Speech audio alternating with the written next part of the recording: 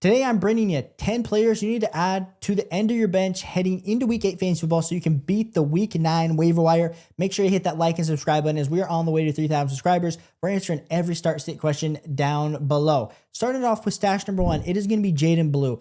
And right now, in the fantasy football landscape, the running back position is absolutely nasty. Now, buys are ever so prevalent, so I know roster space is at an absolute premium, but Jaydon Blue is somebody that you want to be adding because he is the clear RB handcuff to the Dallas Cowboys and to Javonte Williams. Now, I do want to highlight the fact that right now, with the fantasy football landscape, there is not a lot of amazing league winners that are just popping up on the waiver wire. If you're playing in maybe a little bit more of a shallow league, yes, maybe you would have a chance that if Jaydon Blue were to pop off or an injury to Javonte Williams were to happen, you could pick up Jaydon Blue. But right now, Jaydon Blue continues to accelerate his ownership. He's 19% owned in sleeper leagues. And if you look at the overall production of Jaydon Blue over last week, he had his most snap share with 22% of the snaps, had 7 attempts for 29 yards, 1 reception. So like I said, not trying to bank any injury, but I do think Jaydon Blue, as we kind of see more and more of the season, should start to ramp up a little bit more in snap share, but he is going to be that premium handcuff on an offense like the Dallas Cowboys that's absolutely humming. We move on to stash number 2. It is going to be Devin Neal for the New Orleans Saints. And when we're talking about Devin Neal, we have to say rest in peace to Kendre Miller, but you also have to add in the fact that this New Orleans Saints team is not playing super good. There's a ton of rumors at the trade deadline. Are they going to trade Alvin Kamara? Are they going to trade Chris Olave, Rashid Shaheed? And Devin Neal was somebody that was drafted out of the University of Kansas. He was actually a top 10 running back for me pre-draft. Of course, not getting the draft capital definitely hurt his overall case. But I just want to take into consideration here that he had a 13% snap share, and you could definitely see him being kind of that next guy up, that next handcuff. Like last week, we were talking about Brashard Smith. This week, we're talking about Devin Neal. So I want to at least take him because I know if something were to happen to Alvin Kamara, or even still, they want to get Devin Neal more involved because Alvin Kamara is getting up there in age. Don't think Alvin Kamara being an 80%, 90% snap player is going to be beneficial for them or for the New Orleans Saints long term. Give me Devin Neal, even though he's only 14% rostered, as my second must-stash player heading into Week 8 fantasy football. Now we move on to my stash number 3. And it's going to be Isaiah Davis for the New York Jets. And this Jets team absolutely sucks. Tyrod Taylor, Justin Fields, I don't care. It absolutely sucks. Garrett Wilson's injured. And so Isaiah Davis, the argument here is he's the handcuff to Breece Hall. Now, we haven't seen Breece Hall be an absolute league winner, but if Isaiah Davis were to all of a sudden kind of overtake this backfield, he does have the profile out of South Dakota State to kind of be a 3-down bell cow where he could definitely do the early down work, and he does have the pass catching chops because even in week 7, put up 5.2 fantasy points, but he did have 4 targets for 2 receptions, 22 yards. So he did put up 4 fantasy points in that receiving game. I think there is a ton of opportunity. He's been hovering right around 48 to 59% of the snaps. So I am excited for Isaiah Davis going forward. You want to be targeting Isaiah Davis if you need him this week versus Cincinnati, and then they're on bye. I understand maybe you can't fit Isaiah Davis, but this is a guy to kind of monitor moving forward because if somehow too Breece Hall were to be traded away mid-season, an injury to Breece Hall that might come up because there's nothing for him to play for. He's in a contract year. He wants to remain healthy so he doesn't necessarily tear an ACL heading into his big payday. Make sure to have Isaiah Davis stashed. Moving on to stash number 4. It is going to be DJ Giidens for the Indianapolis Colts. And when we're talking about Mr. Giidens, it is very similar in the discussion to any of these guys before. It's similar to Neal, even Jaydon Blue, Isaiah Davis, where this guy's just a premium handcuff. He is owned in 6% of leagues, so he is absolutely available everywhere. Jonathan Taylor's been an absolute league winner. And I am not saying that the only way that DJ Giidens has any sort of value is if a Jonathan Taylor injury is prevalent, but that is what I am saying. But this offense is so good, I want to make sure that I have the running back that could be that. So if I'm the Jonathan Taylor owner and I do not have DJ Giidens stashed, especially over these next few weeks, you are absolutely playing with fire because if DJ Giidens, he was a good running back out of the University of Kansas State, I want to be taking a shot on him to be able to handle some of that early down workload. That is super valuable because as much as, yes, Jonathan Taylor's been involved in all 3 facets of the game, early down work, red zone, as well as 2-minute drill, also getting all the receptions. I do think DJ Giidens could provide some of that early down and red zone upside.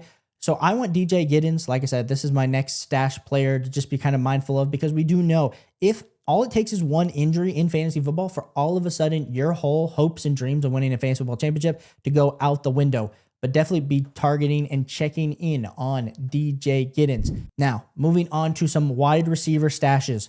We started off here with Chimere Dike for the Tennessee Titans. And as much as we saw Iomanor, I always say his name wrong, provide some early season value, we saw him this last week kind of have the best week of his career with 16.9 fantasy points in a 57% snap share, 4 targets, 4 receptions, 70 yards, and 1 touchdown. He's also has some kick returning and punt returning upside. So if you have any extra points that you get for those sorts of matchups, then 100% be making sure that you're adding DK.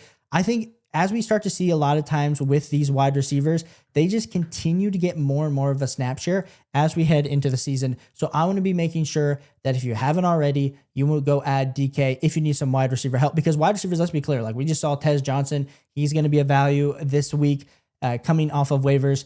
DK could be that next guy if he continues on the same level path.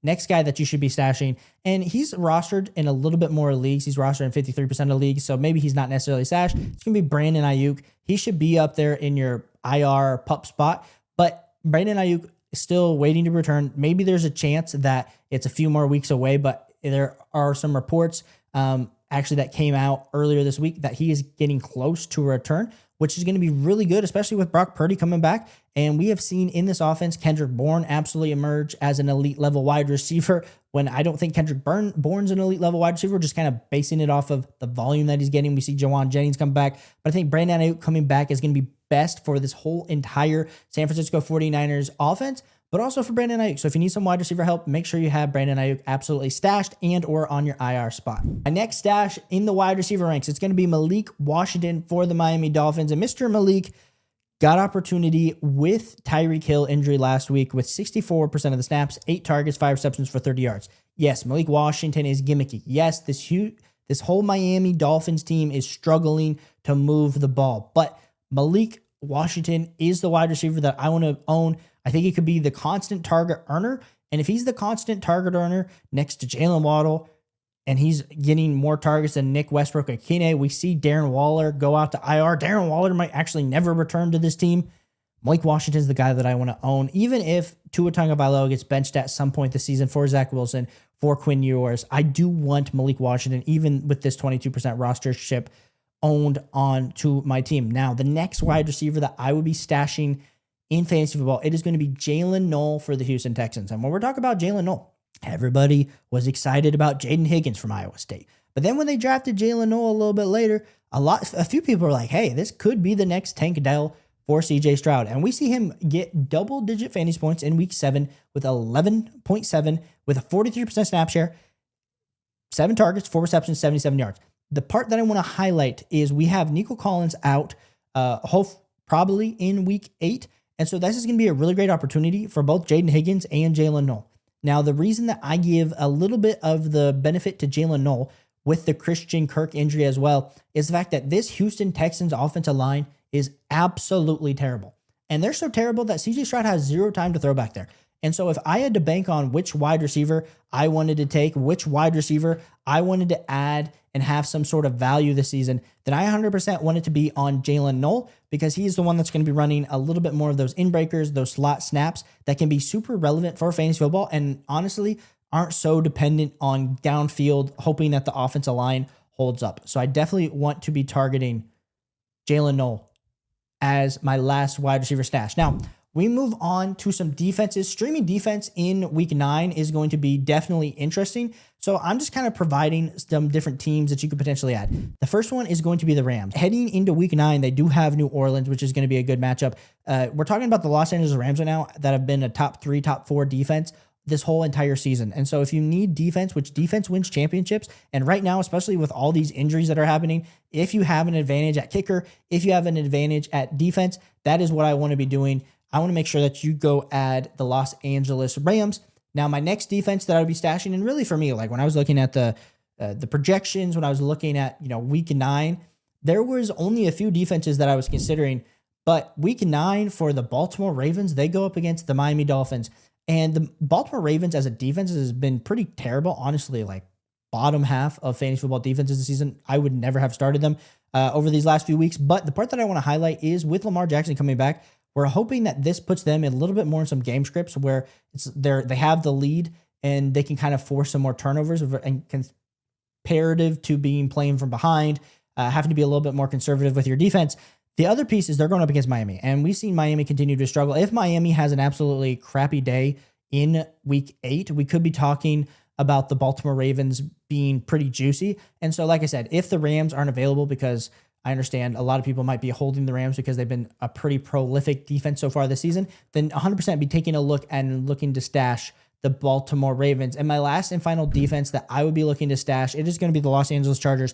And I realize that me recording this, they're playing on Thursday night, so you would have to add them early on this week. But this is going to be a little bit like my extra nugget. You want to be looking at the Los Angeles Chargers because they're going up against Tennessee Titans. And so if you have Fab, if you have a number one priority, definitely go add the Los Angeles Chargers. I am recording this on Thursday. It's coming out Saturday as well. So there's a chance that maybe the Los Angeles Chargers get absolutely demolished by the Minnesota Vikings. Minnesota Vikings offense is a different beast than the Tennessee Titans offense. Anybody that goes up against Tennessee has success for fantasy football, and that is what I want to have you guys have in Week 9 fantasy football. So if you like fantasy football, make sure you hit that like and subscribe button. We are answering every start-sit question down below. So I appreciate you guys for tuning in, and I will catch you on the next one. Peace.